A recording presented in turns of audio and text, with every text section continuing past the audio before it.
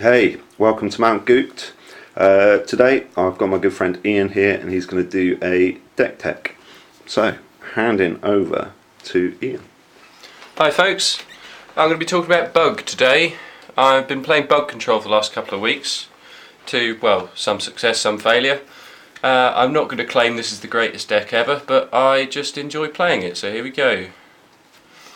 Mana base, pretty much what you'd expect. I've got Temple of Mystery, Temple of Deceit. I haven't managed to pick up any Temple of Milady, so I am unfortunately running a couple of Golgari Guildgates. Obviously also got the Shocks there, Breeding Pool and Overgrown Tomb. Creatures. Now, being that we don't have access to a board wipe, I thought, well, there's some good creatures in these colours, so I will try and run them.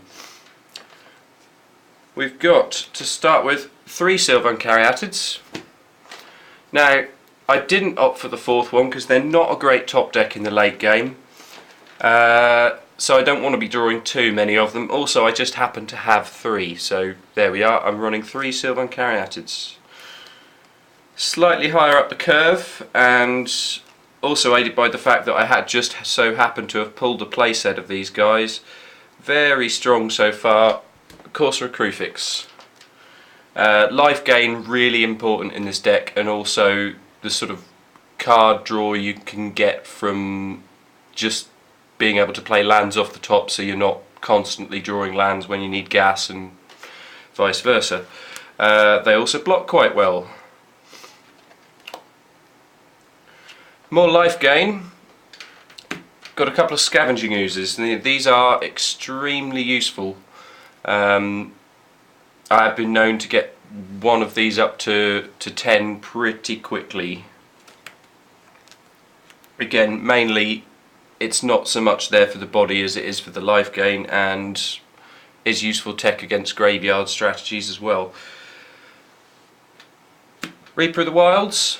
2 of at the moment, used to be 3. I find them quite mana intensive at times, but nonetheless a good card for the deck. The Hexproof is extremely useful, and the Death Touch is also extremely useful.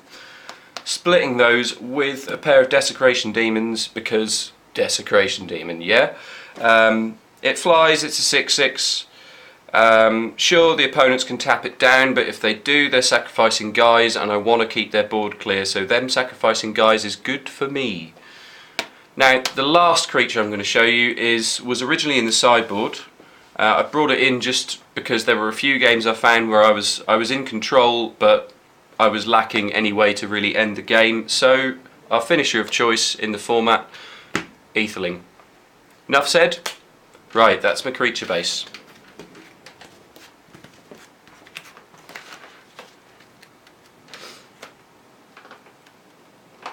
Now, this is a fairly planeswalkery build, not as heavy as some of the other builds I've seen in these colours.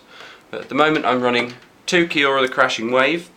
Now, they have been excellent, both in terms of ultimating and producing Krakens, and who doesn't love Krakens, but it also bubbling stuff and just shutting down their things. You know, if they've got something that's pro-black I can't remove with my Heroes Downfalls etc. Kiora is a nice alternative, non-black way of shutting stuff down.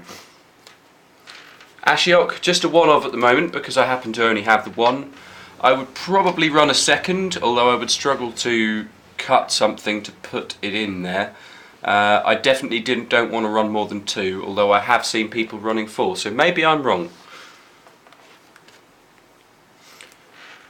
2 Jaces, the Architect of Thought variety. He's a good card drawer, he takes the heat off me, his +1 is very useful against fast aggro, just a good card. And rounding out the Planeswalker package we have Vraska. Now Vraska, initially I put her in the deck because I thought, yeah, she's in the colours, she can destroy absolutely anything that isn't a land, that's quite useful. I did take her out briefly when I realised that at times you just want another Ultimate Price or Devour Flesh or something lower on the curve as a removal, but After winning one game with Vraska Assassin tokens, she secured her spot in the deck.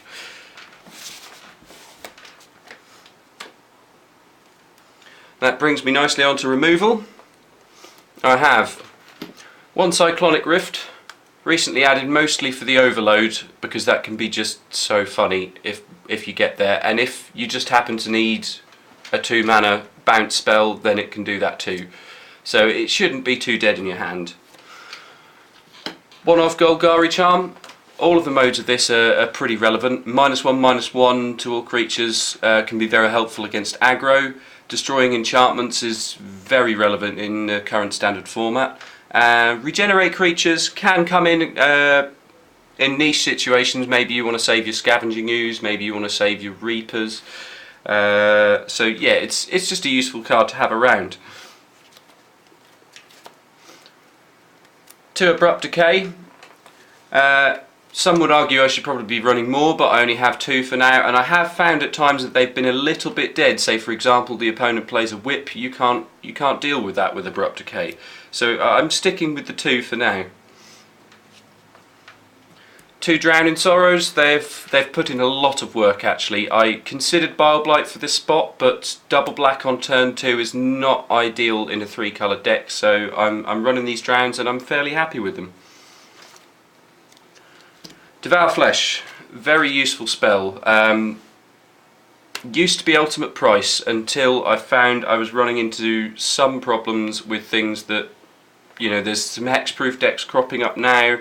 Fiendslayer Paladin out of sideboards has given me some trouble, so they've come in over the ultimate prices, but can always be swapped out for the prices that are still in the sideboard.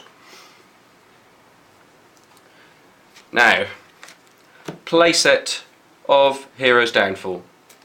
Very solid removal, hits planeswalkers, hits creatures, regardless of whether they're black or multicoloured.